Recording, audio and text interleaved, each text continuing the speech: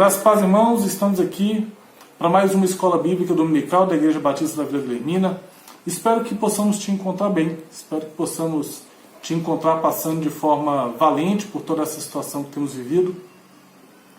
E também te convido para participar das outras atividades que temos feito nas nossas mídias sociais. Todo domingo, às 9 horas da manhã, é disponibilizada a nossa escola bíblica dominical. Domingo também, às 19h30, temos o nosso culto público de adoração com exposição da palavra.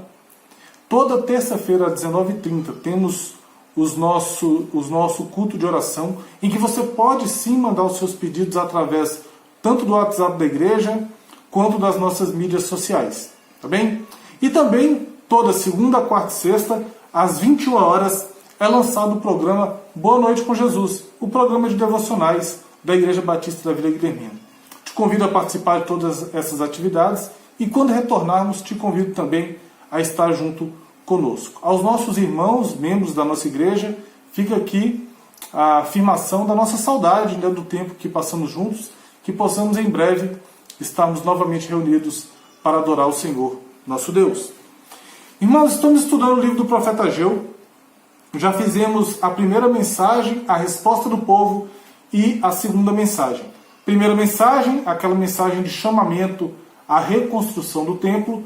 A resposta do povo se dispondo a realmente trabalhar. E a segunda mensagem, uma mensagem de encorajamento diante das dificuldades que seriam encontradas. Te convido nesse momento, antes de iniciarmos o estudo da terceira mensagem, a fechar os seus olhos, a baixar sua cabeça, que possamos realmente, mais uma vez, orar ao Senhor, pedindo que Ele abra os nossos corações, trabalhe nas nossas vidas, para que possamos entender a verdade da palavra dele. Feche seus olhos, abaixe sua cabeça, vamos falar com Deus.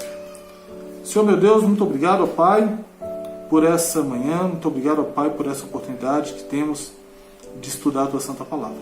Ó Pai, fala aos nossos corações, fala ao meu coração, ao coração dos meus irmãos, também dos meus amigos, Pai, companheiros, todos aqueles que nos acompanham, que o Senhor venha acalmar os ânimos, que o Senhor venha trazer a Tua paz sobre cada uma dessas vidas, que o Senhor venha trazer também a Tua paz sobre a minha vida e que possamos, então, meditar na Tua Palavra. Fala conosco, através desse texto que iremos ler nessa manhã. Nos ensina, Pai, além dos aspectos técnicos do texto. Nos ensina, sim, ó Pai, aquilo que o Senhor quer dizer aos nossos corações. E é o que te pedimos e agradecemos, no nome santo de Jesus. Amém e amém. Irmãos, chegamos na nossa terceira mensagem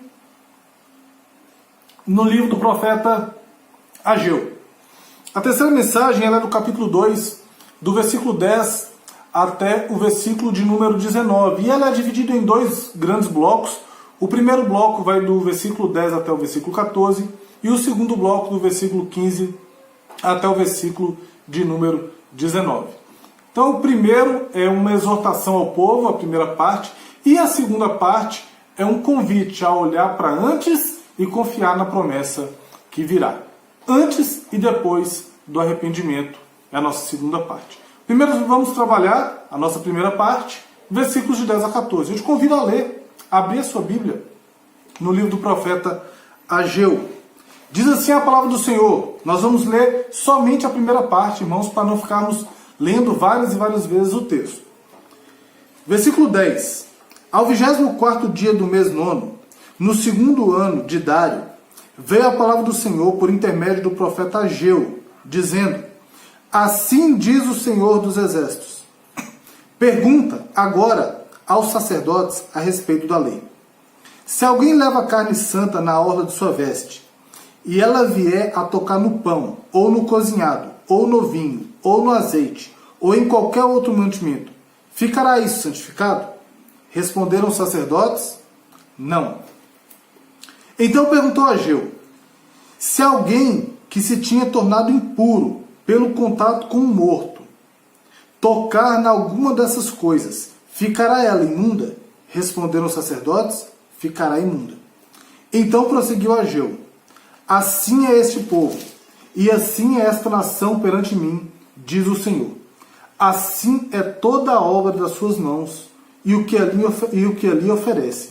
Tudo é imundo. Irmãos, há uma advertência com relação à impureza do povo. O profeta vem para apontar a impureza do povo. O povo já estava trabalhando na obra. A gente viu que eles começaram a obra a partir do versículo 12 ao 15 do capítulo 1. Eles são encorajados a se manterem na obra do versículo 1 ao 9 do capítulo 2. Porém, existiam outras questões a serem resolvidas. E Ageu, ele não se dirige diretamente ao povo. Olhe comigo o versículo de número 11. Assim diz o Senhor dos Exércitos. Pergunta agora aos sacerdotes a respeito da lei. Cabe à liderança orientar o povo. Nós vivemos em uma época em que todos nós temos pleno acesso à Sagrada Escritura, em que todos nós podemos examiná-la. Porém, existem homens capacitados para que possam orientar o povo. Uma das grandes acusações que existem contra os protestantes, principalmente contra o chamado pai da Reforma Protestante, Martim Lutero, é que ele defendia uma livre interpretação da Escritura. Lutero nunca defendeu isso. Lutero defendeu um livre exame das Escrituras. É diferente. O que ele queria é que cada pessoa, cada cristão, seja aquele doutor, seja aquele camponês, tivesse um exemplar da palavra de Deus em casa, para que pudessem ler a Bíblia, mas não que interpretassem como bem quisessem. Lutero nunca defendeu uma livre interpretação, mas um livre exame, para que todo mundo pudesse ler e as dúvidas que existissem pudessem ser levadas aos sacerdotes, aos padres, aos pastores, posteriormente, para que pudesse, sim, tirar as dúvidas do povo. Então, quando Ageu chega com a sua acusação, ele não chega ao povo, ele chega aos sacerdotes. Porque muitas vezes, vários pecados são cometidos pelas pessoas simplesmente por falta de orientação dos pastores, por falta de orientação dos líderes. Irmãos, obviamente que o Espírito Santo ele vai sim nos incomodar quando estamos praticando coisas em discordância com a palavra do Senhor. Mas cabe sim aos pastores e líderes orientarem o povo naquilo que estão fazendo de errado, naquilo que estão fazendo que ofende ao Senhor. E toda a questão desses versículos de 10 a 14 vai focar na purificação do povo. O fato de uma coisa santa tocar em coisas impuras não purifica as coisas impuras. Olha o versículo 12. Se alguém levar carne santa, a carne é santa, na orla da sua veste, e essa carne tocar no pão, no cozinhado, no vinho ou no azeite, ou em qualquer outro mantimento, ficará isto, o azeite, o vinho, o mantimento, o prato, santificado? Responderam os sacerdotes, não. Porque o que acontece? Não é porque algo é santificado, algo foi separado, algo foi consagrado a Deus, que pelo simples fato daquilo tocar em outra coisa, aquela coisa se torna santa. Para que algo se torne santificado, aquele algo tem que ser separado. Para que algo se torne santificado, aquele algo tem que ser posto à parte para serviço no Senhor. Levítico, versículo de número 20, capítulo de número 20, versículo de número 7, nos traz o seguinte: portanto, santificai-vos e sede santos, pois eu sou o Senhor vosso Deus. Irmãos, não existe santificação por acidente. Santificação é um processo de separar para o Senhor. É um processo de transformação a um caráter cada vez mais parecido com Deus, que inicia a partir do momento em que nós nascemos de novo. Quando ele está falando aqui, ele fala, não é porque a carne é santa, que foi usada para um sacrifício ao Senhor, que ela toca nas coisas e as coisas se tornam santas.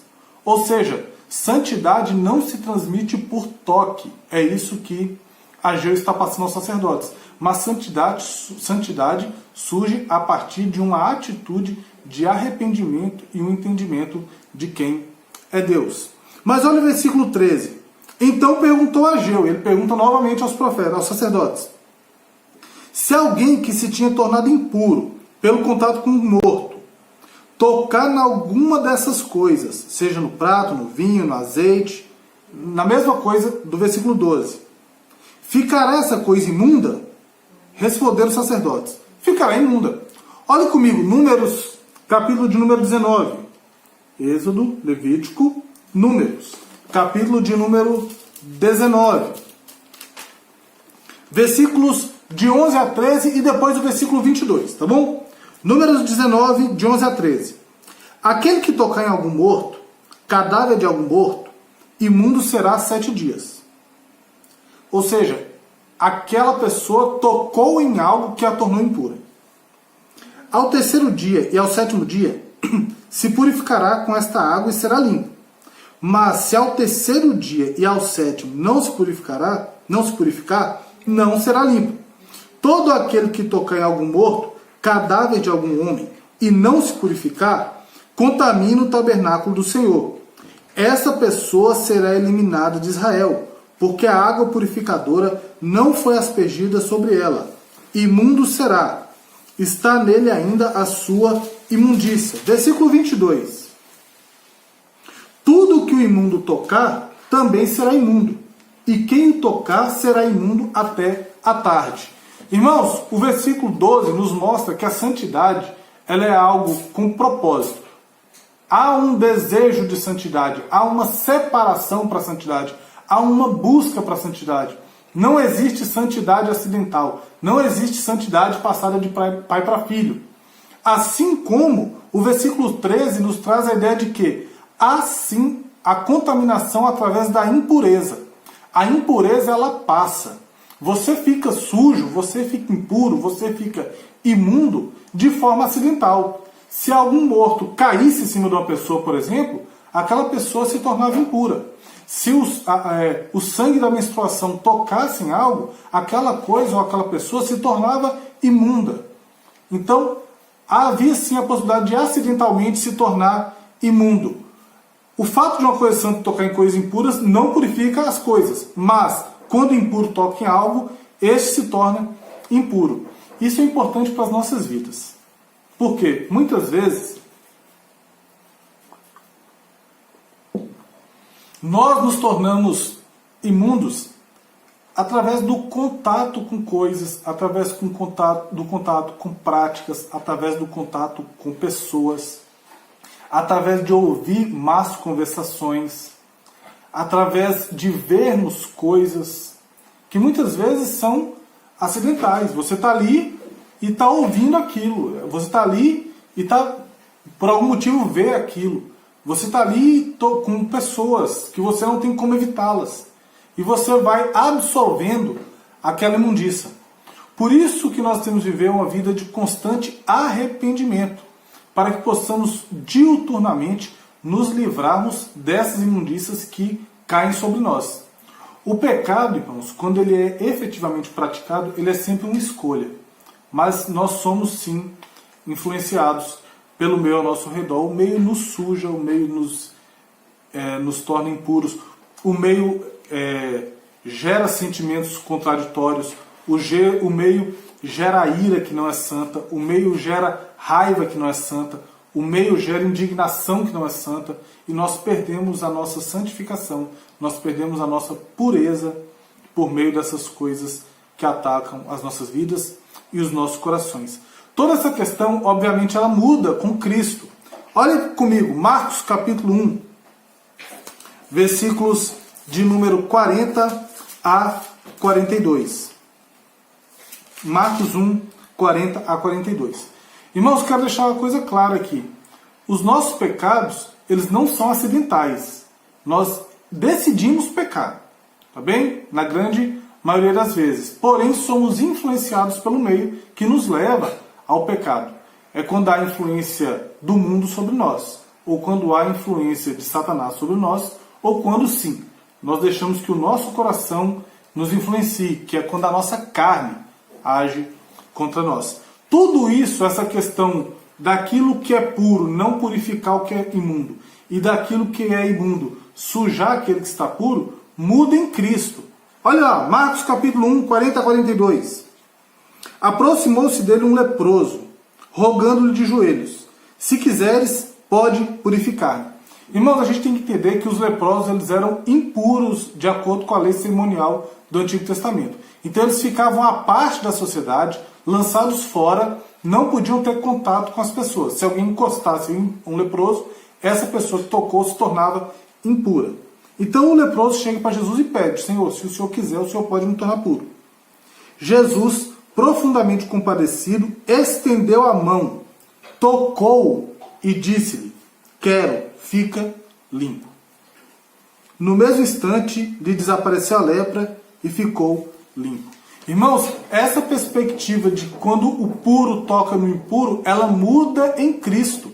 Cristo toca naquele homem e Cristo não se torna impuro. Cristo se torna limpo. Irmãos, só uma correção rápida aqui. Eu falei que Jesus se torna limpo.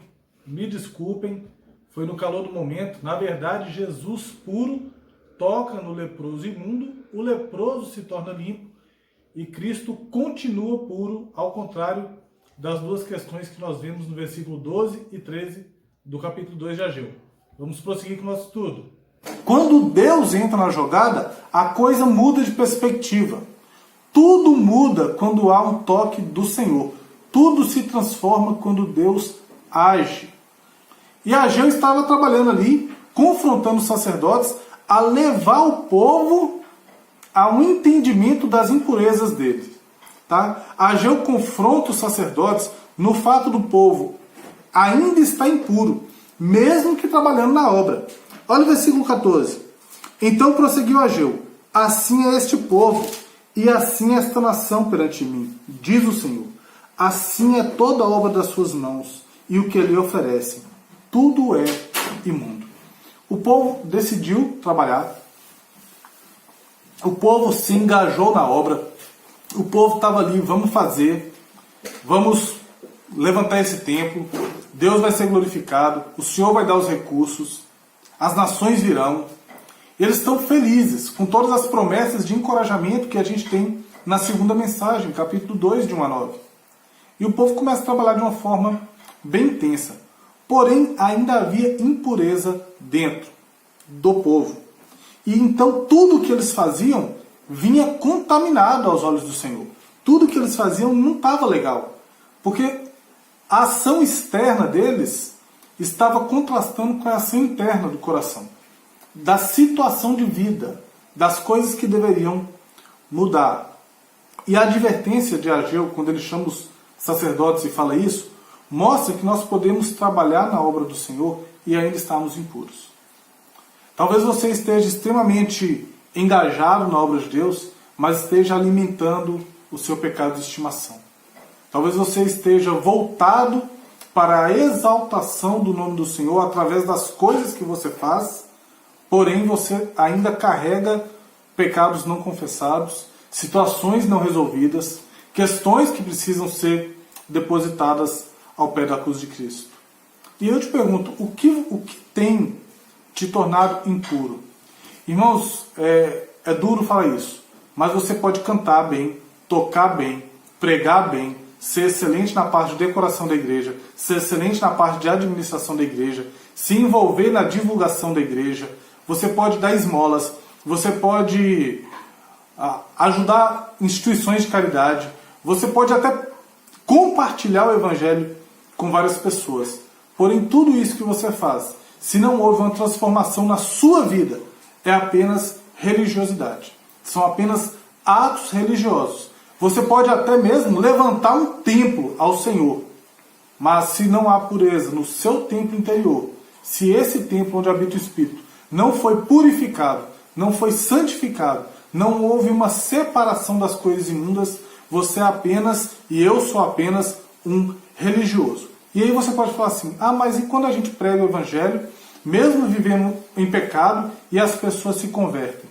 O poder não está em você, o poder está na palavra do Senhor. O Evangelho ele é poderoso em si só. Ele não precisa de nós para que ele faça aquilo que ele deve fazer, para que ele gere vida nos corações que ele quer gerar. Porém, este povo, esses judeus, estavam trabalhando na obra e vivendo na impureza. Então, tudo o que eles faziam era visivelmente admirável. A obra estava avançando, as pedras estavam sendo postas umas sobre as outras. Porém, para o Senhor, tudo aquilo era imundo. Então, irmãos, não é porque você está fazendo ou porque eu estou fazendo algo que nós estamos andando em pureza. Nós vamos andar em pureza quando andarmos conforme o Senhor determina. O conceito de impureza e de santidade não é o que nós achamos, mas o que Deus define como pureza e santidade. E aquele povo que estava trabalhando não se via como um povo impuro. Eles estavam achando que estava tudo bem com eles. Assim como nós vemos muitas pessoas e muitas igrejas achando que está tudo bem com eles, porque a coisa está avançando. A purificação passa, irmãos, por entendermos a nossa situação e a santidade da pessoa de Deus. Assim como o leproso fez lá em Marcos 1. Vamos voltar lá em Marcos 1, versículos de número 40 a 42. Aproximou-se dele um leproso, aproximou-se de Cristo, rogando-lhe de joelhos: se quiseres, pode purificar. Aquele homem reconhecia o seu estado de imundícia. Aquele homem reconhecia o seu estado de impureza. Eu preciso ser purificado. E ele reconhece o poder de Deus para fazer isso. Ele chega: se você quiser, Jesus, você pode. Se for da vontade do Senhor, o Senhor pode me purificar. Irmãos, quando há esse reconhecimento da minha situação e há o entendimento de quem Deus é e do poder de Deus para tratar a minha situação, aparece uma palavrinha chamada arrependimento. O arrependimento nada mais é do que o entendimento da minha situação, o entendimento de quem Deus é, e isso me leva a uma mudança de atitude. Não há pureza sem passar pelo arrependimento. Não há pureza sem passar por uma mudança de atitude. Não há pureza sem reconhecer a sua sujeira hoje e buscar então em Deus essa limpeza. Antigamente, no tempo do Antigo Testamento, essa purificação via por meio do derramamento de sangue de animais. Hoje nós temos a purificação pelo sangue do Cordeiro de Deus. Eu te convido a abrir alguns textos para nós vermos a questão da purificação advinda do arrependimento. Salmo 51, versículos de 1 a 2. Salmo 51, versículos 1 e 2. Compadece-te de mim, ó Deus, segundo a tua benignidade, e segundo a multidão das tuas misericórdias, apaga as minhas transgressões. Lava-me completamente da minha iniquidade, purifica-me do meu pecado. Isso aqui é Davi reconhecendo quando ele tinha se deitado com Batseba, não apenas se deitado com Batseba, mas também levado ao homicídio de Urias, após ele ter corrompido todo o estado maior dele, o exército dele, para que aquele soldado morresse. Depois de todas as coisas erradas que ele fez, ele se arrepende e ele pede que Deus seja compassivo com ele.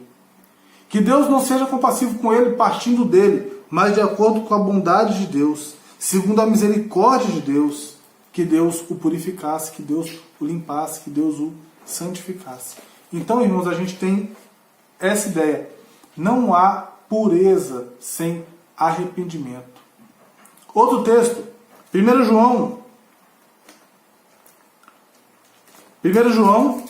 capítulo de número 1, versículo de número 9 e 10. Se confessarmos os nossos pecados, ou seja, se nos arrependermos das coisas que temos feito, Ele é fiel e justo para nos perdoar os pecados e nos purificar de toda injustiça. Eu reconheço minha situação, eu confesso minha situação e eu encontro misericórdia. Versículo 10. Se dissermos que não temos cometido pecado, fazemos-lo mentiroso e a sua palavra não está em nós. Irmãos, todo o tempo nós nos sujamos e devemos nos limpar. Nos sujamos e devemos chegar a Deus buscando limpeza através do sangue de Cristo Jesus. E aí a gente termina a primeira parte da terceira mensagem de Ageu. A primeira parte da terceira mensagem é um alerta à necessidade da pureza no coração, não conforme eu defino, mas conforme define o Senhor. O Senhor mandou o seu profeta para passar para aquelas pessoas a forma como ele queria que eles se purificassem, para alertá-los que eles não estavam puros, apesar de acharem que estava tudo bem. A primeira parte é um alerta à necessidade da pureza no coração, conforme define o Senhor. E a gente chega na segunda parte da nossa terceira mensagem. A segunda parte começa do versículo 15 e vai até o versículo de número 19. Ela aponta o antes e o depois do arrependimento. O antes e o depois não apenas do arrependimento de boca, mas do arrependimento que leva a ações práticas. Segunda parte, versículos 15 a 19, vamos fazer assim como trabalhamos na primeira, vamos ler do versículo 15 ao 19 e depois vamos trabalhar verso a verso. Agora, pois, considerai tudo o que está acontecendo desde aquele dia. Isso aqui é muito interessante porque ele nos lembra o versículo 5 do capítulo 1. Ora, pois, assim diz o Senhor dos Exércitos, considerai o vosso passado. Versículo 7 também.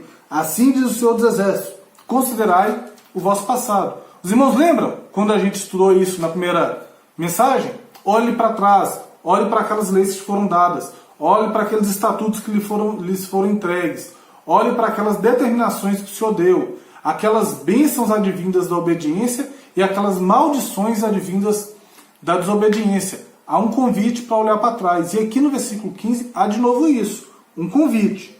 Agora, pois, considerai tudo o que está acontecendo desde aquele dia, no passado, antes de colocar pedra sobre pedra no templo do Senhor.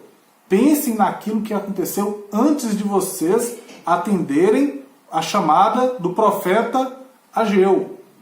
Lembra que Ageu fala com eles e eles se dispõem a trabalhar? Então, lembrem antes disso. Antes de colocar pedra sobre pedra no templo do Senhor. Versículo 16. Antes daquele tempo, alguém vinha a um monte de 20 medidas e havia somente 10. Vinha ao lagar para tirar 50 e havia somente 20. Eu vos feri com queimadura, com ferrugem, com saraiva, e em todas as obras das vossas mãos, e não houve entre vós quem voltasse para mim, diz o Senhor. Considerai, eu vos digo, desde este dia em diante, desde o 24º dia do mês 9, desde o dia em que se fundou o templo do Senhor, considerai nessas coisas. Já não há semente no celeiro. Além disso, a videira, a figueira, a romeira, a oliveira não têm dado seus frutos, mas desde este dia vos abençoarei. Irmãos, o versículo 15 traz esse convite para olhar para trás. Pede para se considerar as coisas do passado. Pede para se considerar como é que era antes do povo se dispor no coração a servir ao Senhor. Então, olhe para trás. E aí o versículo 16 e 17 mostra como é que era a situação. É uma situação que a gente já conhece. Ela está lá no capítulo 1 de Ageu, versículos de 5 a 11. Mas olha aqui. Versículo 16. Antes daquele tempo, alguém vinha ao monte para tirar 20, tinha só 10. Vinha para tirar 50, tinha só 20. E houve ferimento da terra, com saraiva, queimadura, ferrugem. Ou seja, antes do povo se dispor a servir ao Senhor, havia uma situação de total miséria. Olha aí, Ageu, capítulo 1, versículos de 5 a 11. Ora, pois, assim diz o Senhor dos Exércitos, considerai o vosso passado. Tendes semeado muito e recolhido pouco. Comeis, mas não chega para fartar-vos. Bebeis, mas não dá para saciar-vos. Vestivos, mas ninguém se aquece. O que recebe salário, recebe para pô-lo num saquetel furado. Assim diz o Senhor dos Exércitos, considerai vosso passado. Subi ao monte, trazer madeira, edificar a casa. Dela me agradarei, serei glorificado, diz o Senhor. Esperaste muito, e eis que viesse pouco. E esse pouco, quando trouxeste para casa, eu com um assopro o dissipei. Por quê? Diz o Senhor dos Exércitos. Por causa da minha casa, que permanece em ruínas, ao passo que cada um de vós corre por causa da sua própria casa.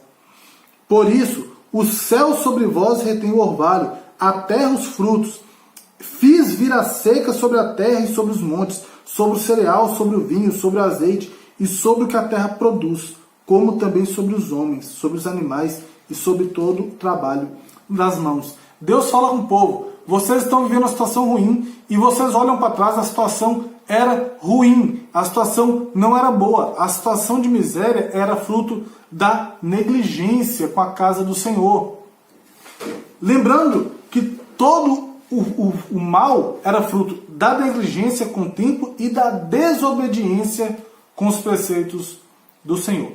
Irmãos, o versículo 17 aqui de Ageu 2, ele traz várias questões de corrosão, de corrupção das coisas, de perda, apodrecimento, ferrugem, crestamento, queima, né, saraiva, queimadura, ferrugem. Né? Há uma situação de miséria muito grande. Mas como Ageu está apontando para os sacerdotes, essa mensagem, essa segunda mensagem, ela é um apontamento direto aos sacerdotes.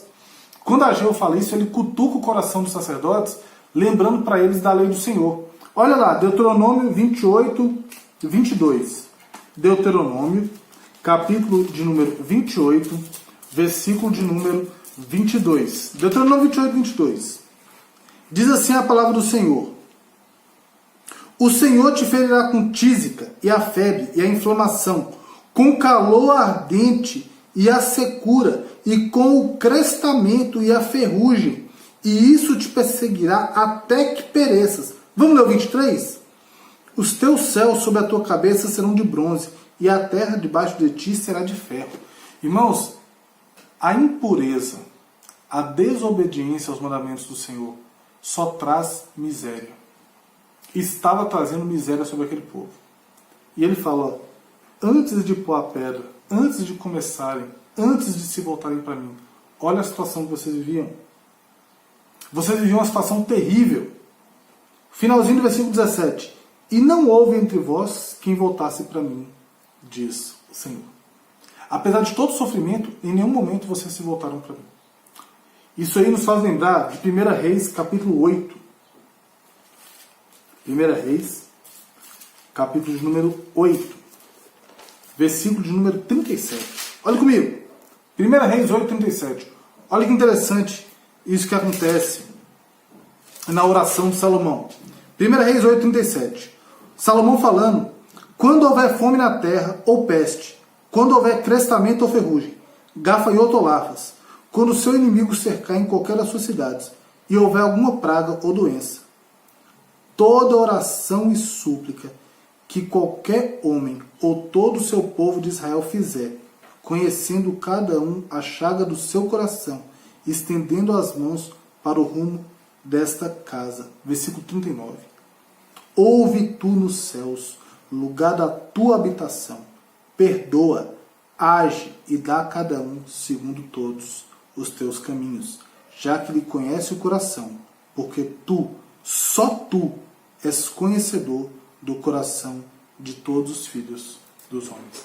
Irmãos, o Senhor fala, olha, vocês estavam passando por tudo isso antes de se lançar a pedra fundamental do templo. Vocês estavam passando por miséria, crestamento, ferrugem, mas nenhum de vocês se voltou para mim.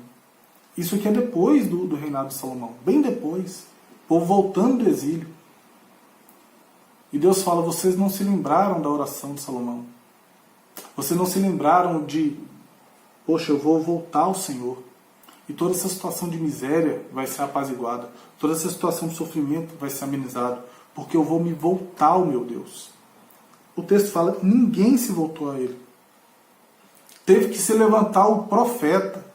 Tanto Ageu quanto Zacarias. A gente vê em Esdras, capítulo 5, versículo 1. Teve que se levantar um profeta para que viesse e apontasse ao povo as dificuldades. Apontasse ao povo os erros. Apontasse também aos sacerdotes, onde eles estavam sendo negligentes no ensino com o povo. Então, a primeira parte traz uma ideia da miséria que se passava. Olhe para trás, olhe antes de vocês começarem como é que era. O Senhor aponta que estaria pronto a atender se alguém o buscasse, de acordo com 1 Reis. É arrependimento. É buscar o Senhor. E aí a gente continua caminhando, versículos de 18 a 19. O versículo 18, todinho, até a parte A do versículo 19, a coisa não melhora muito do cenário que a gente vê do versículo 15 ao 17. Considerai, eu vos rogo, desde este dia em diante, desde o 24º dia do 9º mês, desde o dia que se fundou o templo do Senhor, considerai nessas coisas. Já não há semente no celeiro. Além disso, a videira, a figueira, a romeira, a oliveira não têm dado seus frutos, mas desde esse dia vos abençoarei. Olha lá, eu te convido a abrir Esdras, capítulo 5, versículos 1 e 2. Esdras, capítulo 5, versículos 1 e 2. Esdras 5, 1 e 2 é um marco na reconstrução do templo, porque é o momento em que se levantam os dois profetas, Ageu e Zacarias, e confronta o povo, exorta o povo, confronta a liderança política, confronta a liderança religiosa, confronta os sacerdotes a levarem o povo ao arrependimento e também à construção do templo. Olha aí, Esdras 5, 1 e 2. Ora, os profetas Ageu e Zacarias, filho de Ido, profetizaram aos judeus que estavam em Judá e em Jerusalém, em nome do Deus de Israel, cujo espírito estava com eles. Então se dispuseram Zorobabel, filho de Saltiel, e Jesua, filho de Josadaque, e começaram a edificar a casa de Deus, a qual estava em Jerusalém, e com eles os referidos profetas, que os ajudavam. Irmãos, quando fala aqui, considerai, eu vos digo, desde este dia em diante, desde o 24º dia do mês 9º, desde o dia em que se fundou o templo do Senhor, considerai essas coisas. Esse 24º dia do mês 9º é quando se põe a pedra fundamental do templo. Então, essa segunda parte da terceira mensagem, ela tem um antes e um depois. Antes de começarem a fazer e depois de começarem a fazer. E aí se coloca a pedra. E o versículo 19 continua. Já não há semente no celeiro. Além disso, a videira, a figueira, a romeira e a oliveira já não têm dado os seus frutos. Mesmo com retomada a obra, ainda havia miséria por conta do quê? Da impureza do povo. Ou seja, antes deles fazerem, a coisa estava ruim. Eles começaram a fazer, a coisa continua ruim. Porque não houve transformação de vida. Houve apenas uma obra vazia. Houve apenas uma construção de coisas sem transformação de vida. Como eu já disse no começo, você pode fazer 1 milhão de coisas. Se você não mudar o teu coração, Deus não está nessa jogada. Deus não está nessa coisa. Deus ele busca um povo que o busque. Só que acontece uma coisa. A liderança política, na pessoa de Zorobabel, ouve a voz do profeta. A liderança religiosa, na pessoa dos sacerdotes, de Jesua, o sumo sacerdote, ouve a voz do profeta. O povo, aquele povo que permanecia fiel, como nós já estudamos, o resto do povo, ele ouve a voz do profeta. Ocorre a retomada da obra. E agora, depois dessa terceira mensagem, um arrependimento da impureza. Fica a mensagem agora para mim, para vocês pastores, vocês líderes, para mim que também exerço liderança na igreja em algum nível. Cabe a nós orientarmos as pessoas com relação àquilo que é pureza e àquilo que é impureza. Aquilo que Deus quer da vida delas e aquilo que Deus não quer para a vida delas.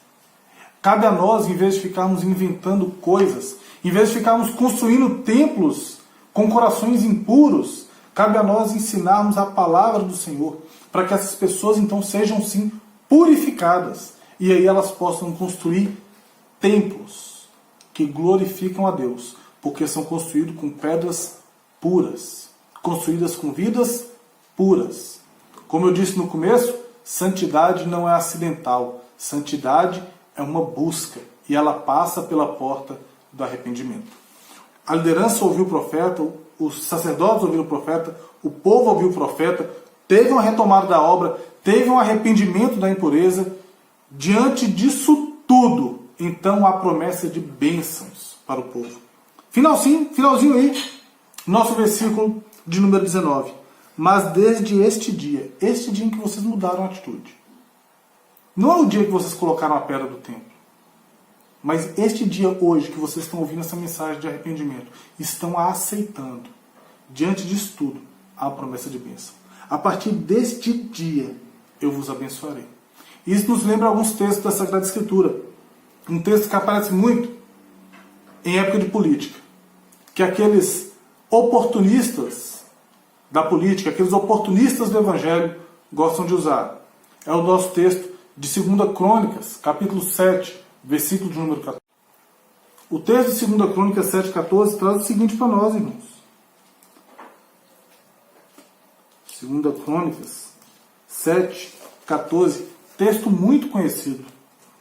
Se o meu povo, que se chama pelo meu nome, se humilhar e orar e me buscar e se converter dos seus maus caminhos, então eu os ouvirei do céu, perdoarei os seus pecados e sararei a sua terra.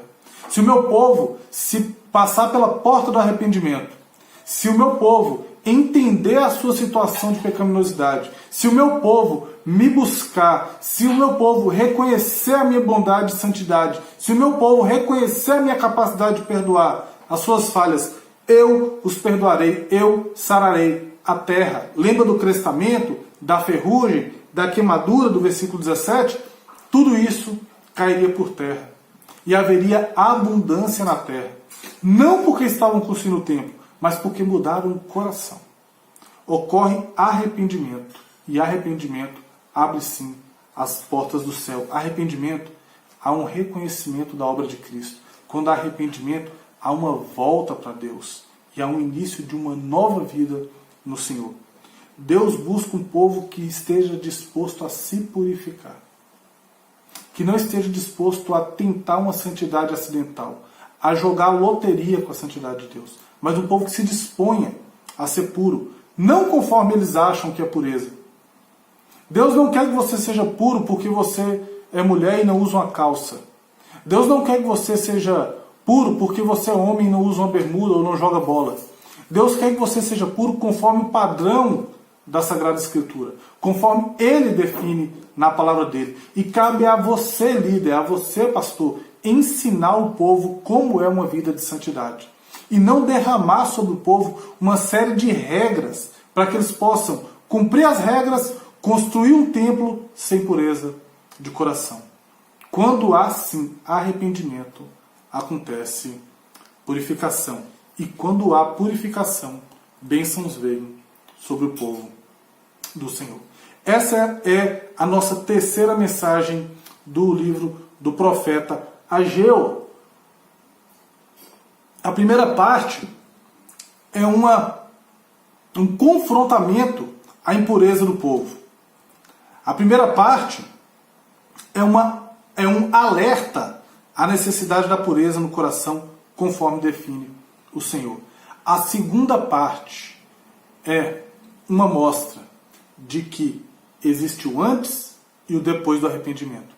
Antes do arrependimento, uma vida de miséria divorciada de Deus. Depois do arrependimento, uma vida de bênção e de vitórias caminhando com o Senhor. Deixar claro, irmãos, bênção e vitória não é riqueza. Tá? Bênção e vitória é termos paz com Deus, por meio do nosso Senhor e Salvador, Jesus Cristo. E arrependimento hoje exige sim entender quem nós somos, entender a santidade de Deus, entender que Ele é capaz de nos purificar e aceitarmos a Cristo como nosso único e suficiente Salvador. Aquele sim que é capaz de levar todas as nossas imundícias. Te convido a fechar seus olhos, abaixar sua cabeça mais uma vez, que nós possamos orar, pedir ao Senhor que Ele trabalhe em nossas vidas, que não construamos apenas templos externos, que não construamos apenas boas obras, mas que haja assim uma transformação no nosso coração, uma purificação de vida, para que aí sim, tudo que nós fizermos seja efetivamente consagrado ao Senhor. E não que possamos construir coisas que, tocadas pelo nosso pecado, se tornem imundas diante de Deus. Deus não é um Deus que vive de aparências. Deus é um Deus que vive de vidas transformadas, corações transformados. Baixe sua cabeça, feche seus olhos. Senhor meu Deus, muito obrigado, ó Pai, por essa oportunidade de estudarmos a Tua Palavra. Ó Deus, que o Senhor possa continuar nos exortando a uma vida de pureza, que o Senhor possa nos exortar a uma vida de santidade.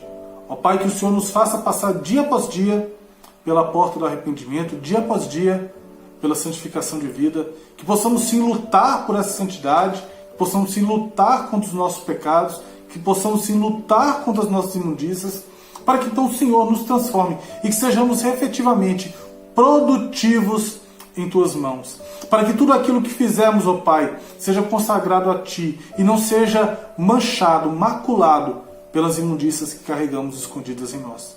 Nos purifica, ó Deus, nos limpa e nos ajude, Pai, a cada dia, Pai, todos os dias, olharmos como era a nossa vida antes e como é a nossa vida hoje. Nos ajude, Pai, a lembrar de onde nos tirou, da miséria de pecado que nós vivíamos, do lamaçal de pecado em que estávamos. E nos ajude a olhar hoje das bênçãos espirituais que desfrutamos em Cristo Jesus, porque estamos firmados na rocha, que é Cristo, nosso Senhor. Muito obrigado por tudo quanto tens feito. Essa é a nossa oração, no nome santo de Jesus. Amém, amém e graças a Deus.